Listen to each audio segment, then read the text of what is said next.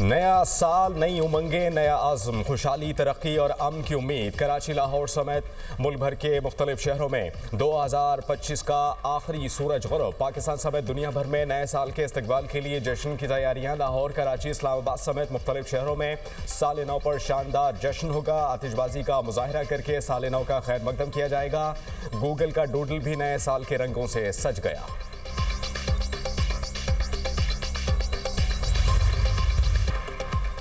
New Zealand और Australia में नए साल का आगाज 2026 शुरू होते ही ऑकलैंड में आतिशबाजी का शानदार मुजाहरा। आसमान रंग बिरंगी रोशनियों से जगमगा उठा।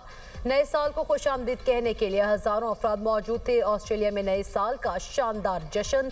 सिडनी हार्बर पर आतिशबाजी का मुजाहरा। हजारों अफराद ने सिडनी हार्बर पर नए साल का इस्तकबाल किया। चीन, मलेशिया और सिंगापुर में रात 9 बजे जश्न होगा। दुबई में बुर्ज खलीफा पर साल नौ का जश्न रात 1 बजे शेड्यूल। न्यूयॉर्क के टाइम्स स्क्वायर पर भी साल नौ का जश्न कल सुबह 10 बजे होगा।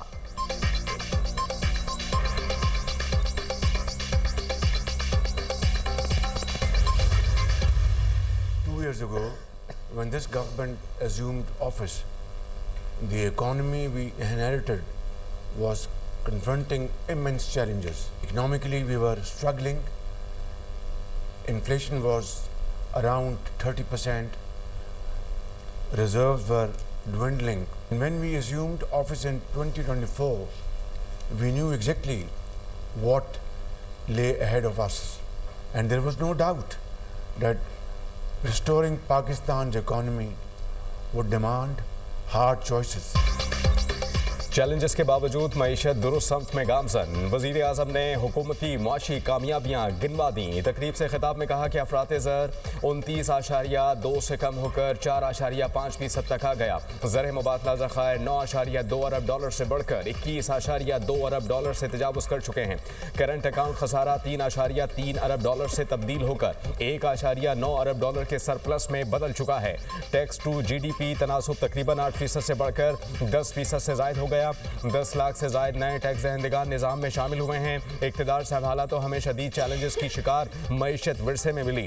चैलेंजेस के बावजूद हमने मुल्क को दोबारा दुरुस्त समत में डाल दिया। आलमी क्रेडिट रेटिंग एजेंसीज ने पाकिस्तान की मुआशी बेहतरी और इस्लाहात को सराहा। हुकूमत के मुश्किल फैसलों के नताइज खुद बोल रहे हैं। मुआशी बेहतरी के लिए इस्लाहात नागुज़ीर हैं। इस्लाहात का सफ़र दुरुस्त समत में आगे बढ़ रहा है। अहदाफ मुकम्मल अज़्म के साथ हासिल करेंगे।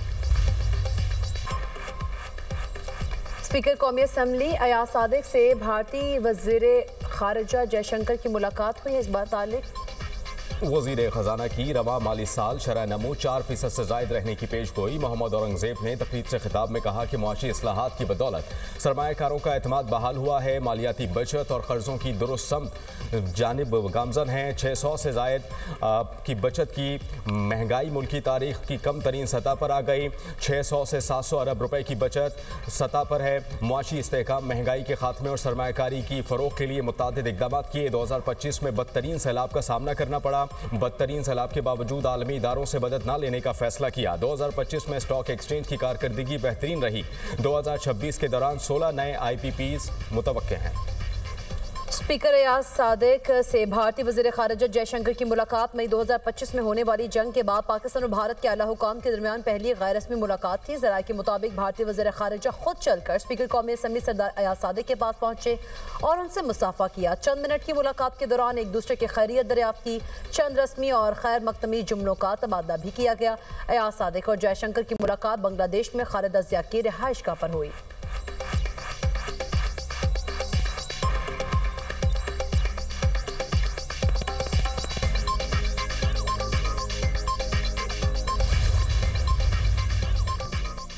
बांग्लादेश की साबिक वज़ीर आज़म खालिदा ज़िया की नमाज जनाजा अदा। सदर मोहम्मद शहाबुद्दीन, चीफ एडवाइज़र मोहम्मद यूनुस और दीगर रहनुमाओं की शिरकत। पाकिस्तान की नुमाइंदगी स्पीकर अयाज सादिक ने की।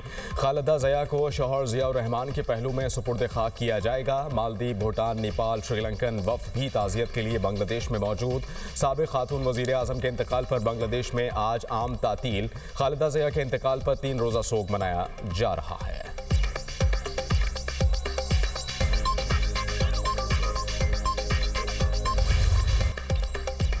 2025 पाक अमरीका शराकतदारी में नया और मजबूत बाब साबित। पाकिस्तान में तैनात अमरीकी नाज़िमुल उमूर नफ्ली बेकर का वीडियो पैगाम। कहा सरमाकारी और तबादलों से दो तरफा ताउन में नुमाया इजाफा हुआ। दोनों ममालिक के ताल्लुकात 2025 में मजीद मजबूत हुए। शराकतदारी ताउन और रवाबित में पेशरफ्त हुई।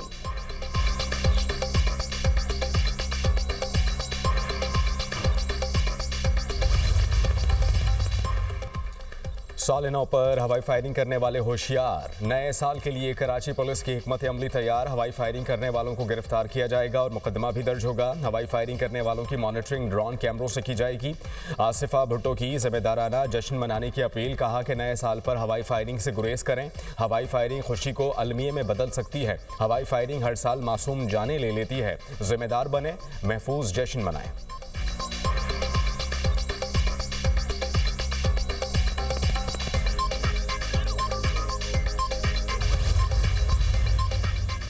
नायब वज़ीर-ए-आज़म इसहाक डार 4 जनवरी को बीजिंग जाएंगे। पाक चीन वज़ीर ख़ारिजा स्ट्रेटेजिक डायलॉग के 7वें दौर में शरीक होंगे। स्ट्रेटेजिक डायलॉग पाकिस्तान और चीन के दरमियान आला तरीन मशावरती प्लेटफॉर्म है। दो तरफा ताउन, बाहमी दिलचस्पी, इलाकाई और बैनुल-अक़वामी पेशरफ्त का जायजा लिया जाएगा। सऊदी शहर तबूक के गवर्नर शहजादा फ़ाहद बिन सुल्तान बिन अब्दुल अजीज़ का नायब वज़ीर-ए-आज़म इसहाक डार से टेलीफोनिक रब्ता। बाहमी दिलचस्पी के शोबों में ताउन बढ़ाने की ख्वाहिश का इज़हार। शहजादा फ़ाहद ने नायब वज़ीर-ए-आज़म इसहाक डार को तबूक में दौरे की दावत दी। नए साल की मुबारकबाद और नेक ख्वाहिशात का भी इज़हार।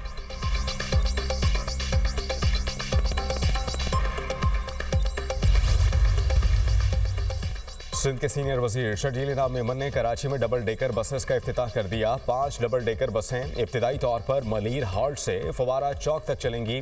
कम अज़ कम किराया 80 रुपये, ज़्यादा से ज़्यादा 120 रुपये होगा। मीडिया से बात करते हुए शर्जील इनाम मेमन ने कहा कि आवाम से वादा किया था दिसंबर में डबल डेकर बसें कराची आ जाएंगी। कल से डबल डेकर बसें आवाम के लिए चला दी जाएंगी। तजर्बा बेहतर होगा तो डबल डेकर बस की बड़ी फ्लीट मंगवाएंगे। शहरियों को सफरी सहूलियात फराहम कर रहे हैं। BRT जल्दी मुकम्मल करने की कोशिश कर रहे हैं। उम्मीद है कि मार्च या अप्रैल तक काफ़ी हद तक सड़कों के मसाइल हल हो जाएंगे।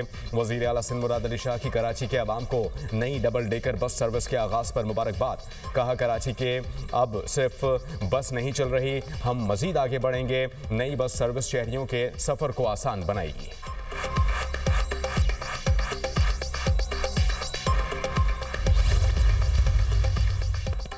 बहन बेटियों की इज्जत करना सीखें वरना हमें इज्जत करवाना आती है। वज़ीर इत्तलात अता तारड़ का शफी जान के बयान पर रद्द-ए-अमल। कहा मुशीर इत्तलात के ओहदे पर बैठे शख्स को किसी सूरत ऐसी गुफ्तगू नहीं करनी चाहिए। इंतहाई घटिया गुफ्तगू पहले भी की गई और अब भी की जा रही है।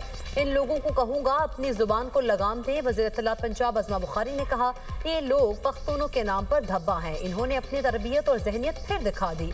सीनियर वज़ीर पंजाब मरीम औरंगज़ेब ने कहा ये PTI का जहरीला कल्चर है जिसकी जहनियत बानी PTI ने तश्कील दी। ये ख़वातीन को गैर इंसानी बनाता है, बदसलूकी को जायज़ करार देता है। ये इस सरजमीन पर आश्कार हो रहा है जो ख़वातीन के एहतराम के लिए मशहूर है। शफी जान ने वज़ीर इत्तला पंजाब से मुताल्लिक़ रिमार्क्स दिए थे।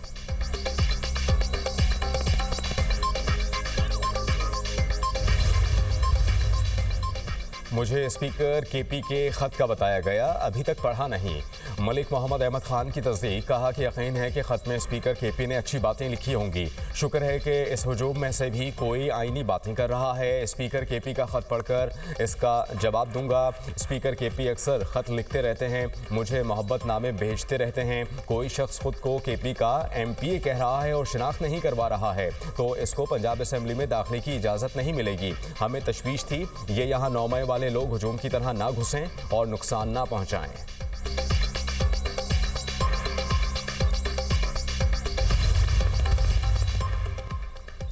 जंग में अफसोसनाक ट्रैफिक हादसा। फैसलाबाद रोड पर बस और वैन में तसादुम, 14 अफराद जाँ बहक, 10 जख्मी हो गए। रेस्क्यू हुक्काम के मुताबिक हादसा तेज रफ्तारी के बायस पेश आया। वज़ीर आला पंजाब मरीम नवाज का हादसे में कीमती इंसानी जानों के ज़िया पर गहरे दुख का इजहार। जख्मी तलबा और मुसाफिरों के बेहतरीन इलाज मुआलजे की हिदायत। डिप्टी कमिश्नर जंग को इलाज मुआलजे की मॉनिटरिंग की हिदायत। मरीम नवाज ने बस हादसे की रिपोर्ट तलब कर ली।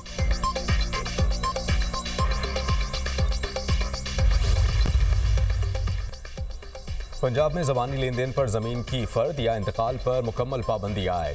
बोर्ड ऑफ रेवेन्यू पंजाब का फैसला फौरी नाफिजुल अमल होगा। अब ज़मीन का इंतकाल सिर्फ रजिस्टर्ड दस्तावेज़ पर ही होगा। बोर्ड ऑफ रेवेन्यू पंजाब ने ज़मीन के इंतकाल से मुताल्लिक वाज़ेह और सख्त हिदायत जारी कर दी।